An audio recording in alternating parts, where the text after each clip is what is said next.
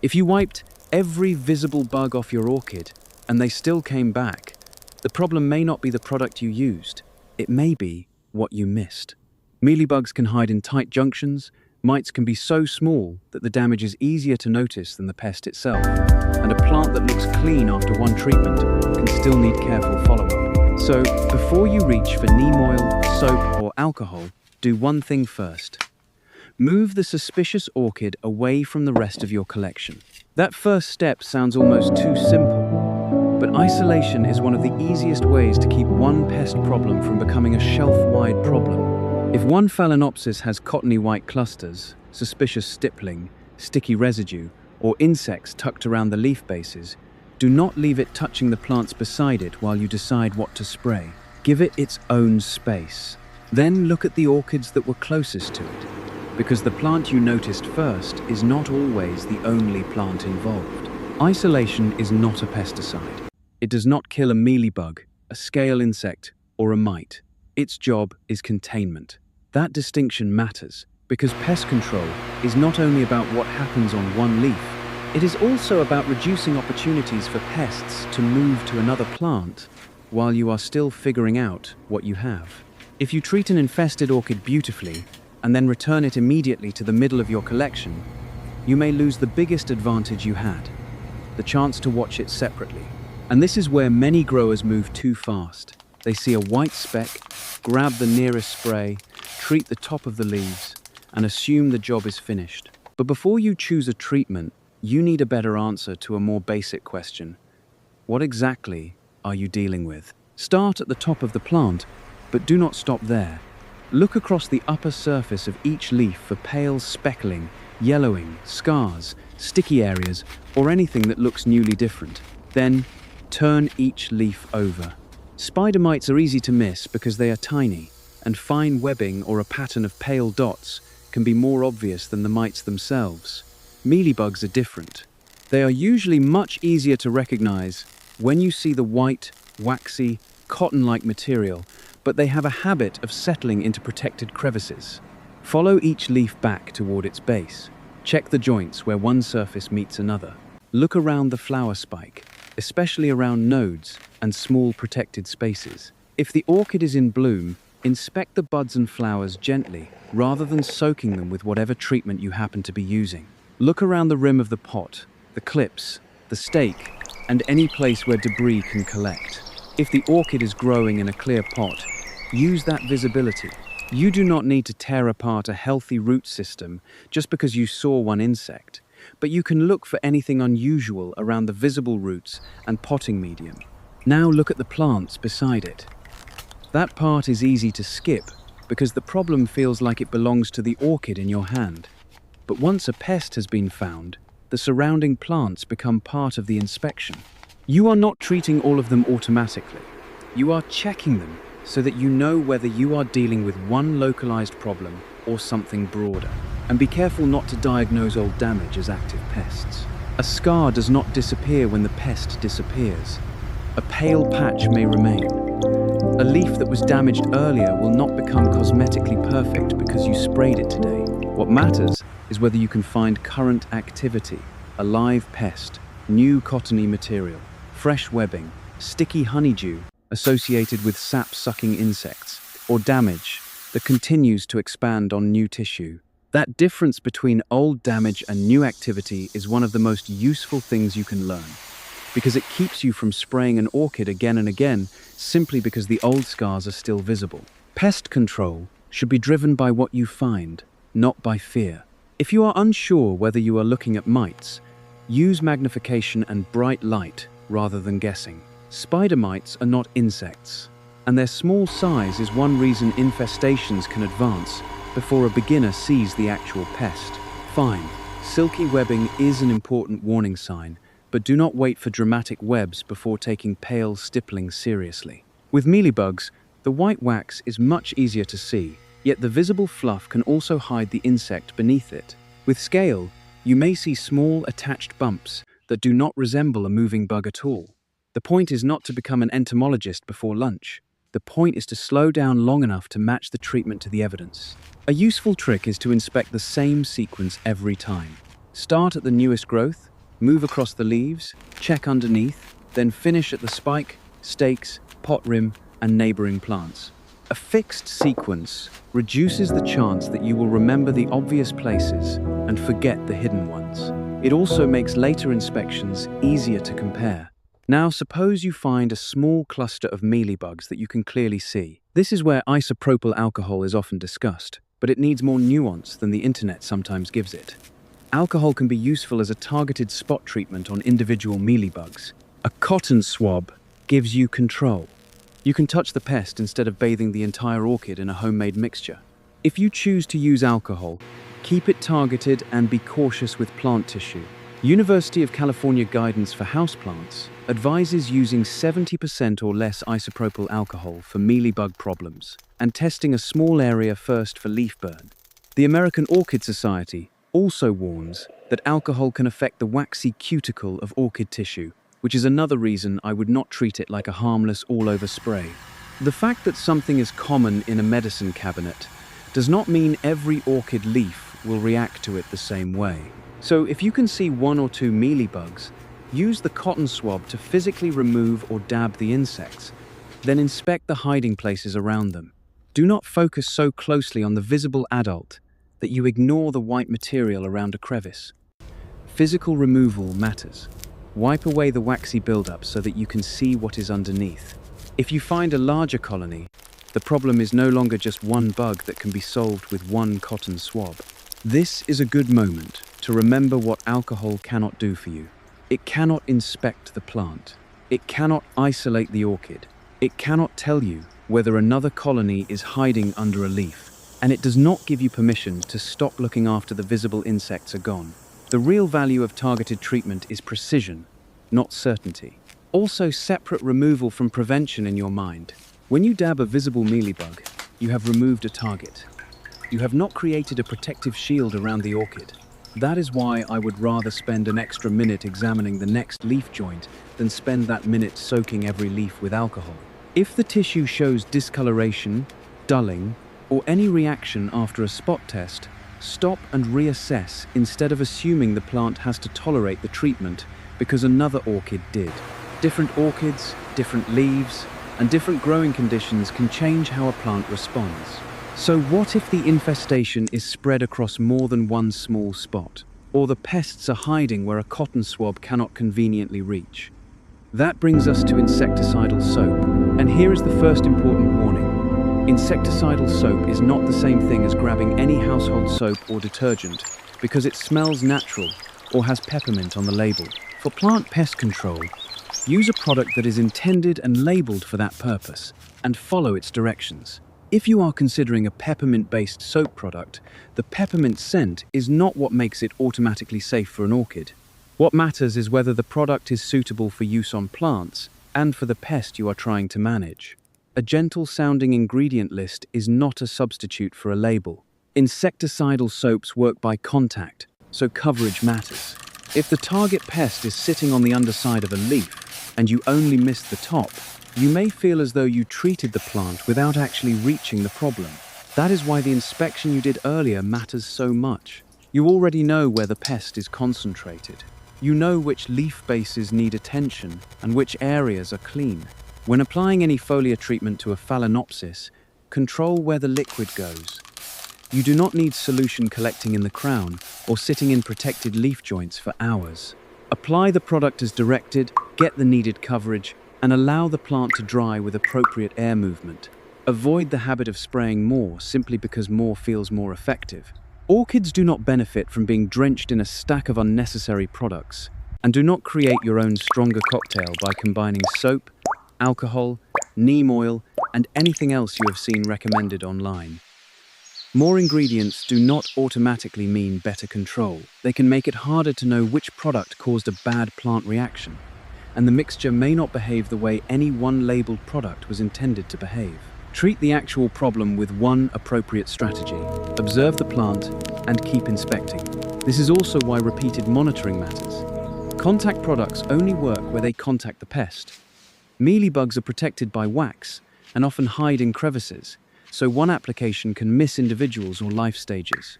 Spider mites can also require repeated control because their populations can build quickly under favorable conditions. The lesson is not to spray forever. The lesson is to expect that one clean-looking morning may not be the end of the story. Coverage does not mean flooding. Think about the geometry of the orchid.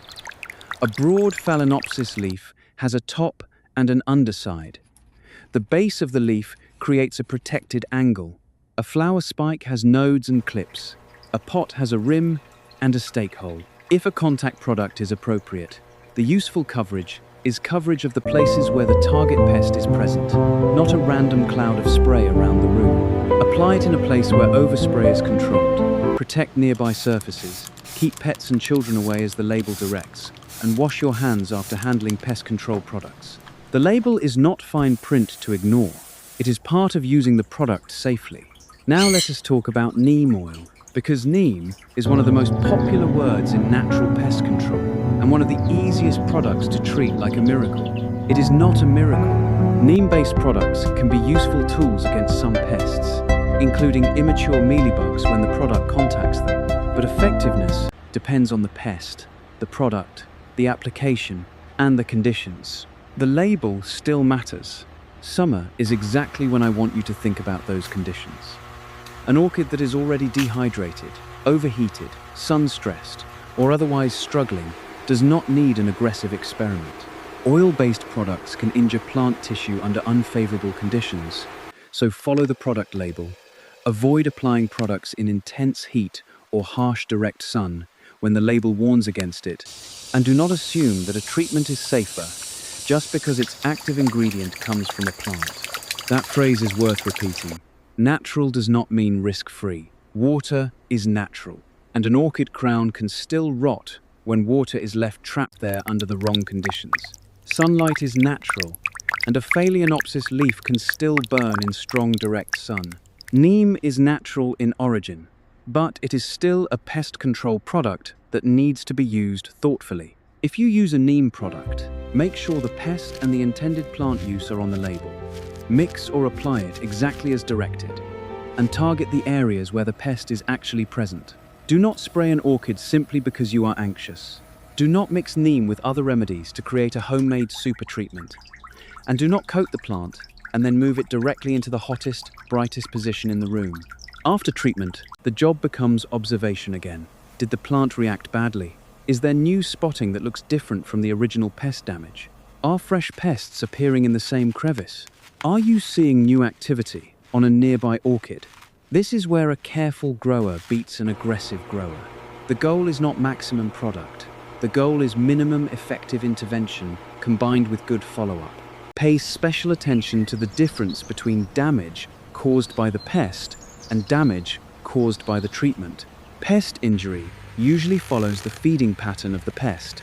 Product injury may appear after application in areas that received spray, especially when the plant was stressed or environmental conditions were unfavorable. If a new symptom appears immediately after you introduce a treatment, do not automatically assume the pest suddenly became worse. Pause, compare treated and untreated areas, and check the product instructions before applying more. That one habit can prevent a cycle where treatment damage is mistaken for pest damage and then treated again. Now we reach one of the most misunderstood ideas in summer spider mite conversations: humidity. You may hear that spider mites love dry conditions, so the answer must be to raise humidity until the problem goes away. That is too simple. Humidity management can be part of a healthier growing environment, but it is not a substitute for controlling an active mite infestation. If your home is very dry because of summer air conditioning, a small hygrometer can tell you more than guessing. Grouping plants, using a humidifier appropriately, or adjusting where an orchid sits may help you avoid extremely dry conditions. But the target is not a permanently wet orchid. Leaves should not stay wet just because you are chasing humidity, and water should not sit in the crown. Humidity is water vapor in the air.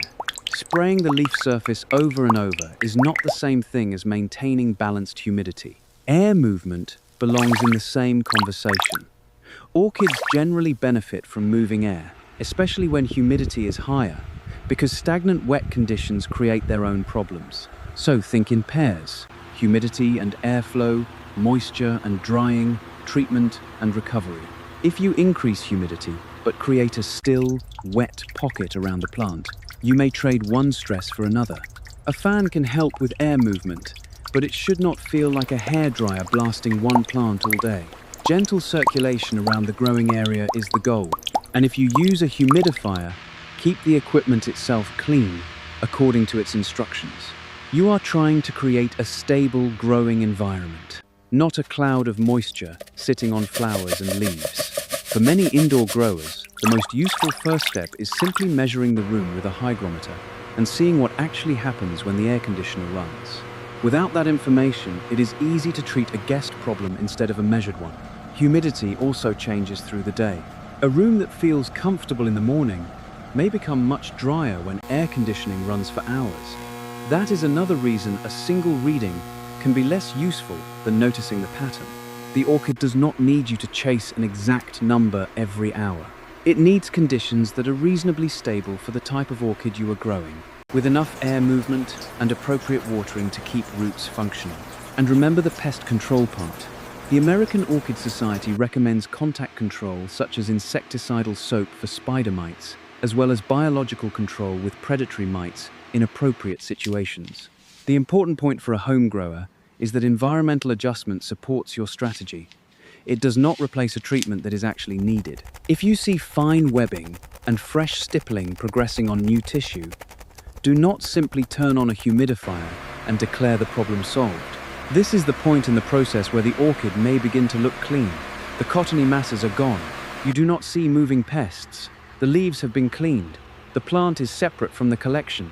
And this is exactly when many people make the next mistake. They stop checking. Do not move the orchid back yet, just because one inspection is clean. Instead, turn regular inspection into your sixth method. This method does not kill a single pest, but it is the one that tells you whether everything else is working. Each time you check the plant, compare it with what you saw before. Are there new mealybugs in the leaf joints? Is fresh white wax appearing? Is there new fine webbing? Is the stippling continuing on newer areas of the leaf? Is sticky residue returning? Do the plants that were closest to the infested orchids still look clean? You are looking for a pattern over repeated inspections, not one perfect moment. This also helps you avoid overtreatment.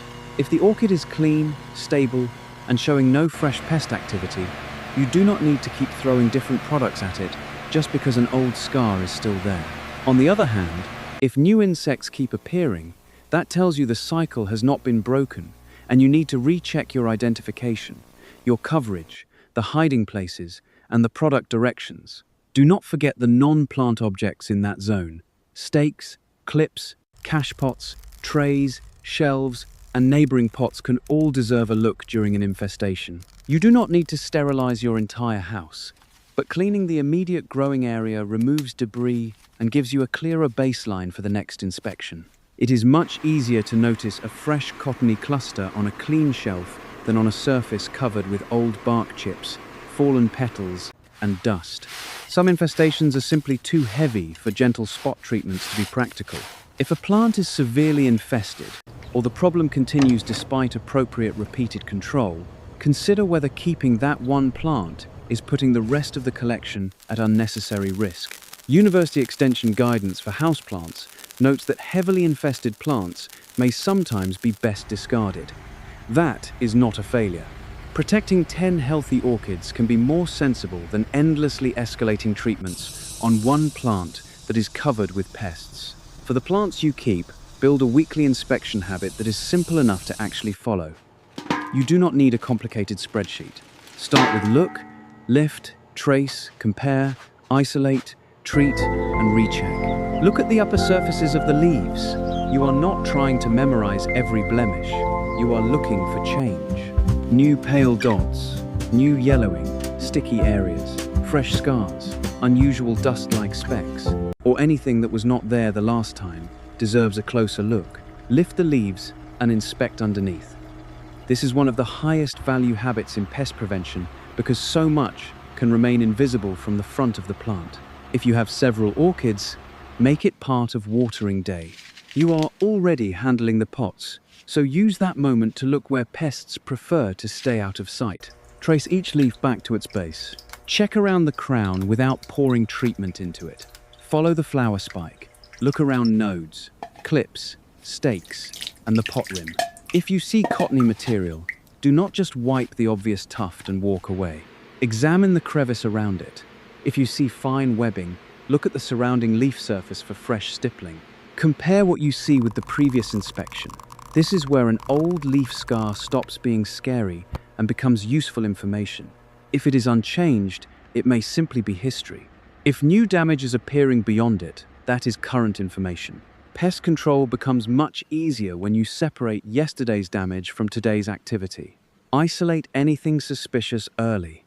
You do not need to wait until a plant is covered with mealybugs. If you are not sure whether a mark is active pest damage, moving the orchid a short distance away while you inspect it is a low-drama way to protect the rest of the collection. Isolation buys you time to think. Treat the actual problem. A visible mealybug in a tiny localized spot may justify physical removal and a carefully chosen spot treatment. A broader infestation may call for a plant-labeled insecticidal soap or another labeled product appropriate for that pest. Spider mites require a mite-focused strategy, not a random remedy selected because it worked on a different insect. Product labels are part of pest identification because they tell you what the product is intended to control. Then, recheck. This is the step that turns pest control from an event into a system. Many people are willing to spray once. Fewer people are willing to inspect again after the plant looks better. But that second skill is what tells you whether you are winning. So how do you know the infestation is actually under control? Do not use one clean inspection as your only proof. Look for several things moving in the right direction. You are no longer finding new colonies. Fresh webbing is not appearing. Sticky residue is not returning. New feeding damage is not expanding across fresh tissue. The orchids that were next to the infested plant remain clean, and your repeated inspections are becoming boring because there is less and less to find. Boring is good. In pest control, boring means the plant is no longer surprising you with a new cluster every time you turn a leaf over. There is another benefit to this approach. You become much better at recognizing your orchid's normal appearance. Once you know the normal silver-green look of healthy roots in a clear pot, the normal texture of the leaves, the normal marks on an older leaf, and the normal shape of a flower spike node, suspicious changes stand out faster.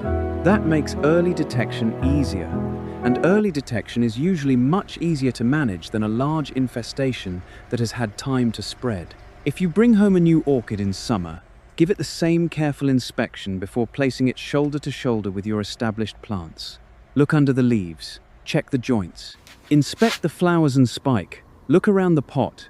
A beautiful grocery store orchid can still carry a pest you do not want to introduce to the rest of your collection. A short period of observation away from the main group can save a lot of frustration later. And when you do find a pest, resist the urge to punish the plant. Do not suddenly move a low-light Phalaenopsis into harsh direct sun because you want the leaves to dry faster. Do not stop watering a healthy root system just because you are afraid of humidity. Do not pour multiple pest products into the pot. Keep the orchid's basic care stable while you solve the pest problem with the least disruptive method that fits what you actually found. That stability matters because a pest problem and a cultural problem can look worse together. A dehydrated orchid may have limp leaves. A sunburned orchid may develop damaged patches. Old mechanical scars can look suspicious. If you change watering, light, temperature, humidity, fertilizer, and pest treatment all at once, it becomes much harder to tell what the plant is responding to. Change what needs changing. But do not turn one infestation into 6 new variables. Here is the whole system in one pass. First, spot the warning sign. Second, isolate the suspicious orchid. Third, identify the pest, or at least identify the type of fresh activity you are seeing. Fourth, choose the least aggressive treatment that is appropriate for the actual problem and use it according to the label. Fifth, keep the environment balanced, especially humidity, drying, and airflow during summer. Sixth, Inspect again, and let new evidence decide whether you need another treatment. Notice what is missing from that system. Panic. You do not need panic. You need observation. If you remember only one thing from this video, remember this. The pest you can see is only the beginning of the inspection.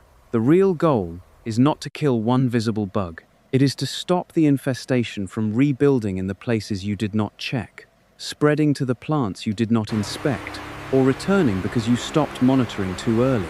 So the next time you find a mealybug, suspicious webbing, or fresh stippling on an orchid, do not start by throwing every natural remedy you own at the plant. Isolate it. Inspect it carefully. Use targeted alcohol only with caution where it makes sense. Choose plant-labeled insecticidal soap or Neem products when they are appropriate for the pest and the plant, and follow the label. Manage humidity without creating stagnant wet conditions. Then keep checking until the pattern of new activity has stopped. That is a much more reliable way to think about summer orchid pest control than searching for one perfect spray. The best method is usually a sequence of small, correct decisions. If this helped you make orchid pest control feel less confusing, subscribe for more practical orchid care, and give the video a like so other growers can find it. And tell me in the comments which pest gives you the most trouble: mealybugs, mites, scale, or something else. Thanks for watching, and I hope your next orchid inspection is completely boring.